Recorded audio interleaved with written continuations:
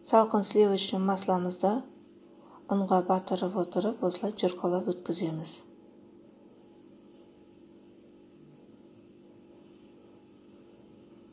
Енді екеуін жақсылап араластырамыз.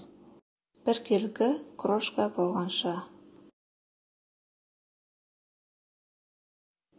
Енді осының үстіне жұмыртқаның сарысын, лимонға қасиет етілген соданы, қаймақты салып, қамырелейміз.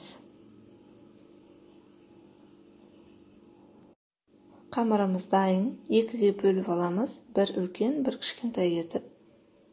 Пищевой пленкаге орап, холодильникке салып қоямыз.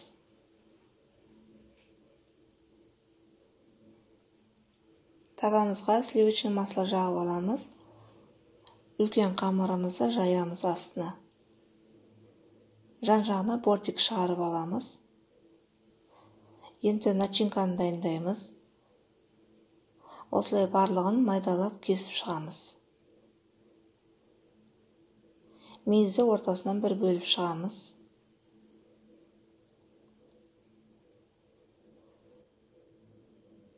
Енді жаңғақты майдалаймыз. Осының үстіне медті құйып, араластырамыз. Начинканы саламыз. Тегістеп, бір шетке қойып қоямыз. Меренга дайындаймыз. Белок пен қантты салып, жақсылап миксерлеп аламыз. Меренгамыз дайын болды. Начинканың бетіне саламыз.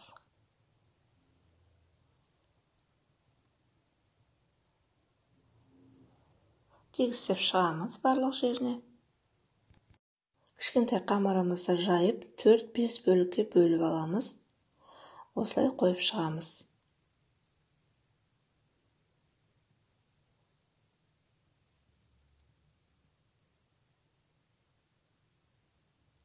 Бетіне жұмыртқаның сарысын жағып, күнжіт себеміз. Қызып тұрған пеште 180 градуста 35-40 минутта пісіріп аламыз.